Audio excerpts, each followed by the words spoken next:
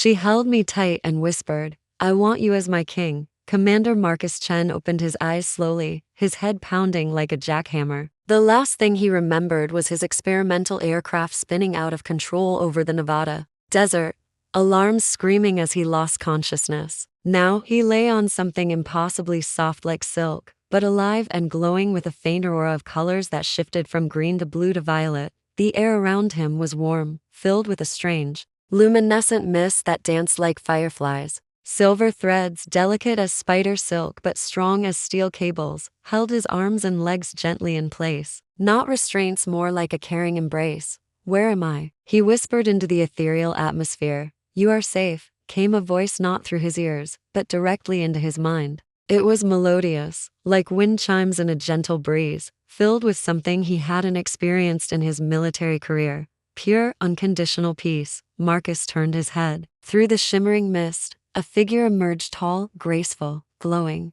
with an inner light that seemed to pulse with her heartbeat. She moved like water, each step flowing into the next as if gravity welcomed her presence. Her skin shimmered like moonlight on ocean waves, and her eyes were twin galaxies, deep and ancient and infinite. "Who are you?" Marcus asked, his hand instinctively reaching for his service weapon, but finding nothing. "I am Lirelai," the voice replied in his mind, warm as summer rain. Guardian of the ethereal realm beneath Mount Shasta. Marcus felt his breath catch. Mount Shasta, the mysterious peak in Northern California where hikers reported strange lights and impossible phenomena. Military intelligence had classified it as a no-fly zone, but his experimental stealth craft had been testing the boundaries when something went wrong. "You crashed," Lirelai continued, stepping closer. Her presence filled the space around him with warmth. "Your machine burned as it fell through the dimensional barrier. I pulled you from the wreckage, healed your broken body." Marcus looked down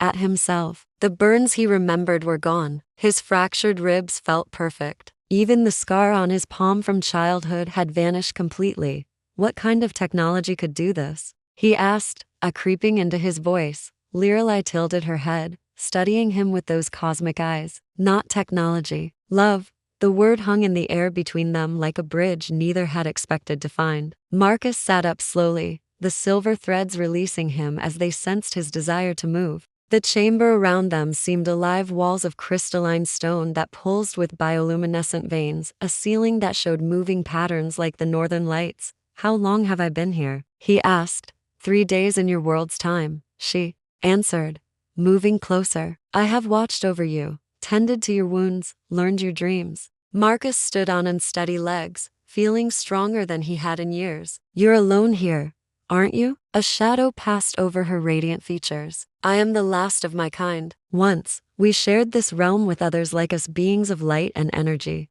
who protected the boundaries between worlds. But time took them all. And you remained?" "I remained," she whispered, waiting for someone who could understand. Someone who could see beyond the impossible. Marcus felt something shift in his chest, a recognition deeper than logic. This ethereal being had saved him, but more than that, she had been calling to him long before his craft ever left the ground. In her luminous presence, surrounded by impossible beauty, he realized he had been searching for something his entire life without knowing what it was. Now he knew. "You're troubled," Lirelai said gently, as they walked through what she called the Crystal Gardens, a vast cavern filled with formations that sang in harmonious tones when the wind passed through them. Marcus nodded, his military training warring with his heart. "My squadron will be looking for me. They'll send search teams, satellites. When they find this place, they will fear what they don't understand," she finished. "Yes, I know." They paused beside a pool of liquid silver that reflected not their faces, but their thoughts, swirling patterns of light that showed Marcus's memories of aerial combat, Lirelai's yearnings of solitude, and something new, their growing connection like golden threads weaving between them. "There's something I need to tell you," Lirelai said, her voice softer than usual. "My people don't simply exist, we bond. When we find our true companion, we share more than love. We share consciousness, memory, purpose." Marcus felt his pulse quicken. "What are you saying?" She turned to face him fully, her cosmic eyes reflecting depths of loneliness and hope. "I'm saying that in 3,000 years of existence, I have never felt what I feel when I look at you. You're brave, Marcus Chen, not just in battle, but in your heart, you accept what others would deny. Before he could respond, a distant rumble shook the cavern. Emergency flares lit the sky far above red, then green, then white. Marcus recognized the pattern immediately. Search and rescue, he said grimly. They've found the crash site. Lirelai's glow dimmed slightly. If they discover this realm, they will see me as a threat. Your military has protocols for unusual encounters. Marcus knew she was right. Protocol demanded quarantine, study, classification. They would cage her, dissect her gifts, turn her into a weapon or a trophy. The thought made his chest tight with protective fury. There's another way, she said quietly. If we bond, Marcus, you could speak for both our kinds. You would carry my truth, my voice. You could help them understand. And if I say no, then I will seal this realm forever. I will fade into the crystal, and your people will find only empty caves. Her voice held no accusation, only resignation. You would return to your world, and I would become a story you'd never quite believe yourself. The rumble grew louder. Helicopters, by the sound of it, maybe an hour away. Marcus looked at her, really looked. In her face, he saw centuries of protecting a boundary between worlds, decades of watching human civilization grow and stumble, years of hoping for connection. She was offering him not just love, but partnership in something greater than either of them alone. What does bonding mean exactly? He asked. It means your consciousness expands. You'll see through my eyes, remember my memories. You'll understand the true nature of reality, that love is the fundamental force that holds all dimensions together. She stepped closer. And I'll understand humanity through your experience. Your courage, your curiosity, your beautiful, stubborn refusal to give up. The helicopters were getting closer. Decision time. Marcus reached out and took her hands. They were warm, real, electric with possibility. Will it hurt? She smiled, the first full smile he'd seen from her, and it was radiant as sunrise. Only, in the way that joy sometimes hurts when you've been lonely too long. Then yes, he said. Let's bond. Lirelai's eyes widened with wonder. You're certain? Marcus squeezed her hands. I've been flying experimental aircraft into impossible situations my whole career. This is just a different kind of test flight. She laughed, a sound like crystal bells in summer wind. Hold on to me, she whispered. This is going to be extraordinary. The cavern filled with light, and Marcus felt his consciousness expand like wings he'd never known he possessed. The bonding was unlike anything Marcus could have imagined. Light flooded through him, but not the harsh glare of spotlights or explosions. This was the soft radiance of understanding. Memories cascaded through his mind. Lirelai's 3 millennia of experiences, the beauty of interdimensional travel, the profound loneliness of being the last guardian. But more than memories, he felt her essence merging with his own. His tactical mind expanded to encompass her intuitive wisdom. Her ancient patience tempered his military urgency. They were still themselves, but also something greater to consciousness, dancing together in perfect harmony. When the light faded, Marcus opened his eyes to find Lirelai glowing brighter than ever, her cosmic gaze now reflecting not just starlight but the warm determination he recognized as his own. I can feel everything, he whispered, amazed. Your thoughts, your purpose, your love for this realm. And I understand now why humans fight so hard for the things they believe in, she replied, her mental voice now tinged with his resolve. Your species' courage is intoxicating.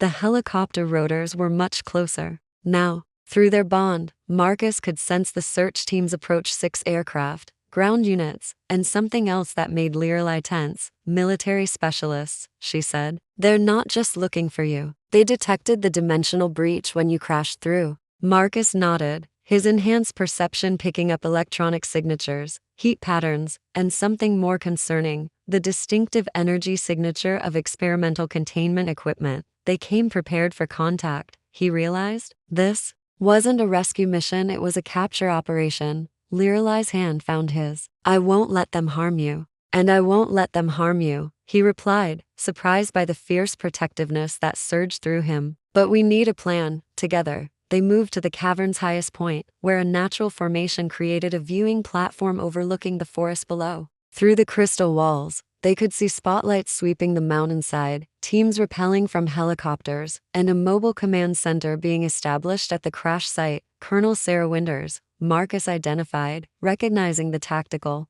patterns. My commanding officer. She's brilliant, but she follows orders to the letter. Can you reach her? Lorelai asked. Speak to her as you are now? Marcus considered. Not from here, but if I go to them, they'll separate us, she finished. Put you in quarantine, assume you've been compromised, then we bring the truth to them. Marcus turned to her, an idea forming. Your people had technology for communication across vast distances, right? The crystal formations here, they're not just decorative. Lorelai's eyes widened with understanding. The resonance chamber. It's been dormant for centuries, but with the bond between us. She gripped his hand tighter. It's dangerous, Marcus. Channeling that much energy through to consciousness could what? Kill us? Marcus smiled grimly. I've faced worse odds. She studied his face, seeing the military determination that had kept him alive through countless missions. Very well, but if we do this, there's no going back. Every human in communication range will experience what we've shared. They'll know the truth about this realm, about my people, about the love that binds different worlds together. Good, Marcus said firmly. It's time humanity learned there are bigger things in the universe than their own fears. They descended to the resonance chamber, a cathedral-sized space filled with crystalline formations that hummed with potential energy. At the center stood a pillar of pure quartz, easily 20 feet tall, with silver veins running through it like captured lightning. Place your hands here, Lorelai instructed, positioning herself opposite him at the crystal's base. Open your mind completely, hold nothing back. Marcus pressed his palms against the smooth surface, feeling the stone warm beneath his touch. What should I tell them? Tell them about choice, she said. Tell them about love that transcends species, dimension, understanding. Tell them that fear is the only real enemy. The crystal began to glow, and Marcus felt their combined consciousness expanding beyond the mountain, beyond the immediate area, reaching out to touch every human mind within a 100-mile radius. In the command center below, Colonel Winters suddenly stopped mid-sentence, her hand flying to her temple as visions flooded her mind, not as invasion, but as invitation. Sir, her aide asked, concerned. She looked up, her eyes wide with wonder and something that might have been tears. Stand down all containment protocols, she whispered. We're not dealing with a threat, we're dealing with a miracle. The resonance chamber filled with harmonic tones as Marcus and Lorelai's combined consciousness reached out across the Nevada desert. Every soldier, scientist, and support staff within range suddenly stopped what they were doing, touched by visions of impossible beauty and profound connection. In the mobile command center, Colonel Sarah Winters experienced Marcus's memories of the bonding, the expansion of understanding, the recognition of love as a fundamental force of reality. She felt Lorelai's millennia of solitude and her desperate hope for connection between species. Colonel Major Rodriguez, her second in command, stood frozen with tears streaming down his face. What's happening to us? First contact, she whispered, her voice filled with awe. Real first contact. Through the crystal's amplification, Marcus spoke directly to every mind present. Sarah, this is Marcus. I'm alive, unharmed, and I need you to listen. What you're experiencing is truth pure, unfiltered truth about a species that has protected our world for millennia. The vision shifted, showing them glimpses of Lorelai's guardianship. Storms diverted from populated areas, dimensional rifts sealed before they could cause earthquakes, the delicate balance between worlds maintained by love and sacrifice. She's not a threat, Marcus continued. She's a guardian, and she's alone. Colonel Winters closed her eyes, her military training warring with the overwhelming emotional truth she was experiencing. Protocol demanded containment, study, classification, but the bond between Marcus and Lorelai was showing her something beyond protocol, the possibility of alliance, understanding, evolution. All units, hold position, she commanded over the radio. No one approaches the anomaly site until further orders. But Colonel Rodriguez started, then stopped as another wave of shared memory washed over them, this time showing the bonding ceremony itself, the moment when two different forms of consciousness chose to become something greater together. Back in the chamber, Marcus felt the strain of maintaining the connection. Blood trickled from his nose, and his hands shook against the crystal surface. You're pushing too hard, Lorelai said, her own form flickering as she channeled energy through their bond. The human mind isn't designed for this level of expansion. Neither was the human heart, Marcus replied through gritted teeth. But look what happened when I met you. She smiled despite the pain they both felt. Hold on just a little longer. I can sense them. They're beginning to understand. In the command center, Colonel Winters was making the decision that would change everything. She picked up the secure communication device that connected her directly to Pentagon leadership. "Command, this is Operation Shepherd," she said. "I'm recommending immediate reclassification of the anomaly from threat to diplomatic opportunity." "Explain, Colonel," came the reply. "Sir, we're not dealing with an invasion or a weapon. We're dealing with a potential ally. A being who has been protecting our dimension for longer than recorded history. And she's chosen to trust us with that knowledge." Through the crystal, Marcus felt the moment of decision rippling through the chain of command. Fear, curiosity, ambition, wonder, all warring in the minds of people who had to choose between the known dangers of military protocol and the unknown possibilities of genuine cooperation. "Stand down all containment protocols," came the order from Washington. "Initiate first contact procedures instead." Marcus sagged against the crystal, the connection finally breaking. Lirelai caught him as he stumbled, her own form solid and warm, despite the energy they'd expended. "We did it," she whispered. "They chose understanding over fear." "Some of them," Marcus corrected, his enhanced perception still picking up descending voices in the military hierarchy. "But it's a start." As they supported each other, the sound of approaching footsteps echoed through the cavern. Not the heavy boots of soldiers, but the careful steps of people who were trying to show respect for something they didn't fully understand. Colonel Winters appeared at the chamber entrance, flanked by Rodriguez and Dr. Elena Vasquez, the mission's xenobiologist. All three had removed their helmets, a gesture of trust that wasn't lost on either Marcus or Lirelai. "Commander Chen," Winters said formally, then her military bearing cracked slightly. "Marcus, are you still you?" Marcus straightened, still keeping one hand on Lirelai's arm. "I'm more me than I've ever been, Colonel, and I'd like you to meet someone very important." Lirelai stepped forward, her natural glow dimmed to a level that wouldn't overwhelm human vision. When she spoke, her voice was audible now, musical and warm. "Colonel Winters," she said, "thank you for choosing trust over protocol. It gives me hope for both our species." Winters approached slowly, her eyes wide with wonder. "The things you showed us, the protection you've provided. Why guard a species that never knew you existed?" "Because love doesn't require recognition," Lirelai replied simply, "and because I always hoped that someday, you would be ready for partnership instead of protection." Dr. Vasquez stepped forward, her scientific excitement barely contained. "The evolutionary implications, the consciousness expansion. This could change everything we understand about the nature of reality itself." "Change can be frightening," Marcus said, understanding the weight of what they'd started. "But it can also be beautiful." As if to emphasize his point, Lirelai reached out and took his hand. The moment their fingers intertwined, a soft pulse of light radiated from their connection, and everyone in the chamber felt it, a warmth, a recognition, a promise of possibilities beyond imagination.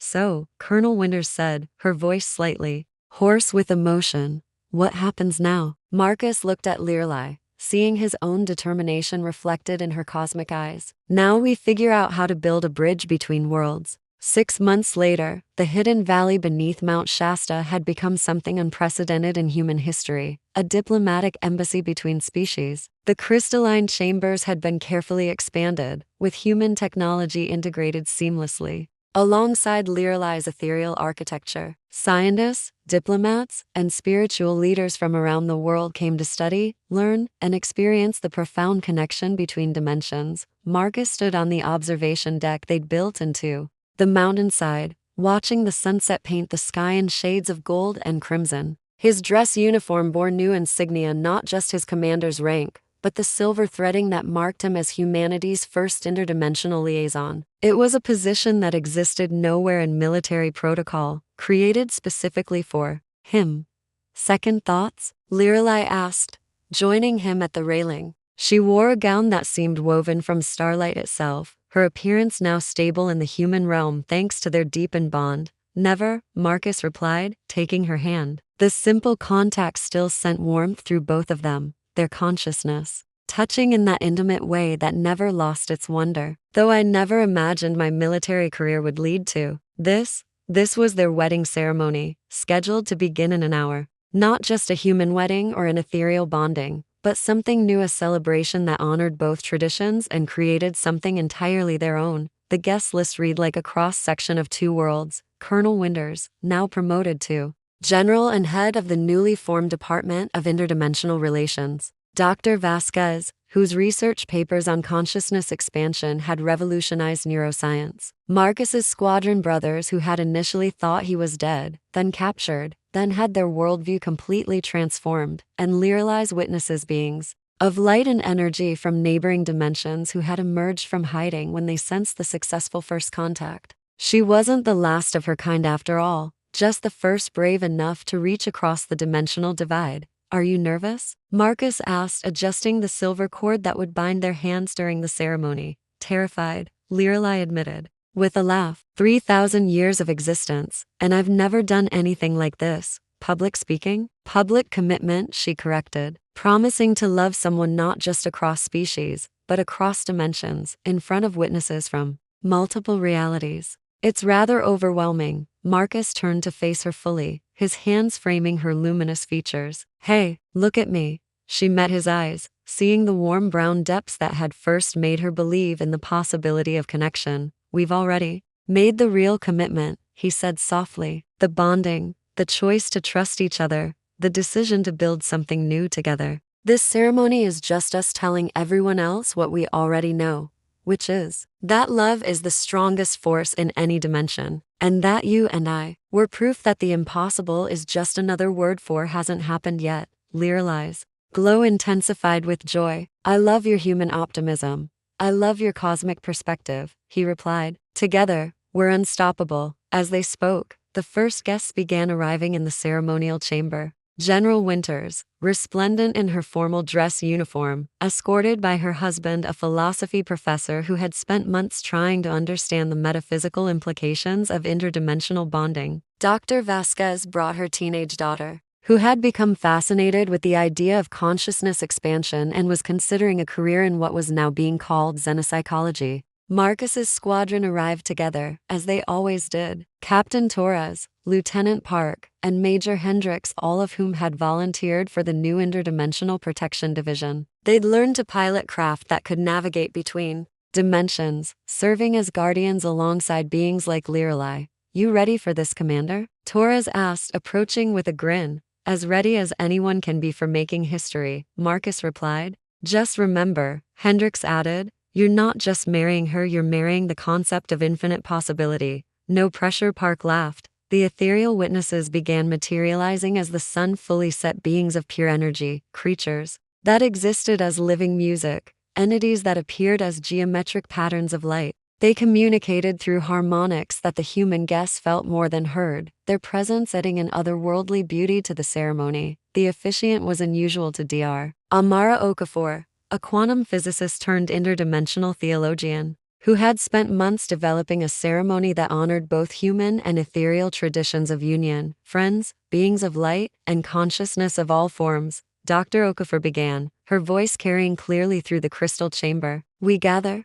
to witness something unprecedented, a union that bridges not just hearts but realities themselves. Marcus and Lirelai stepped forward, their hands already intertwined. The silver cord that bound them began to glow, responding to their combined energy. Marcus Chen, Dr. Okafor continued, do you choose to bind your consciousness to Lirelai's across all dimensions, promising to love her not just in this reality, but in all realities where your souls might meet? I do, Marcus said, his voice strong and clear. In this dimension and all others, in this lifetime and beyond. Lirelai, guardian of the ethereal realm, do you choose to bind your essence to Marcus's across all planes of existence, promising to love him not just in his human form, but in whatever form his soul might take? I do, Lirelai replied, her voice harmonizing with itself in frequencies that made the crystal walls sing. Across time, across space, across the boundaries of possibility itself, the silver cord flared brilliant white, and every being present felt it, a pulse of pure love that transcended species, dimension, and understanding. For a moment, the barriers between all consciousness fell away, and everyone in the chamber experienced the unity that Marcus and Lirelai had found. When the light faded, Dr. Okafor smiled. By the power vested in me by the Council of Interdimensional relations, and with the blessing of beings from multiple realities, I now pronounce you bonded across all planes of existence. Marcus and Lirelai kissed as champagne corks popped and ethereal beings sang in harmonies that would inspire human composers for generations. But in that moment, surrounded by friends from two worlds, they were simply two souls who had found each other across impossible odds. Later, as the celebration continued into the night, they stepped out onto the observation deck again. The stars were brilliant in the clear mountain air, and through their bond, they could sense the vast network of dimensional gateways spreading throughout the galaxy. So what now? Marcus asked, pulling her close. Now we explore, Lirelai said, gesturing at the infinite sky. There are worlds beyond counting, species beyond imagination, and love stories waiting to be written across the cosmos. Marcus smiled, remembering the moment when she had first whispered in his mind, asking if he would be her king. He had said yes then, not knowing what it would cost or where it would lead. Now, holding his wife under an alien sky, surrounded by the impossible made real, he knew he would make the same choice again in every lifetime, every dimension, every reality where their souls might meet. I love you, my ethereal queen, he whispered. And I love you, my human king, she replied, her cosmic eyes reflecting not just starlight, but the infinite possibilities that stretched before them. Together, they looked up at the stars and dreamed of the worlds they would explore, the species they would help connect, and the love they would share across all the dimensions of existence.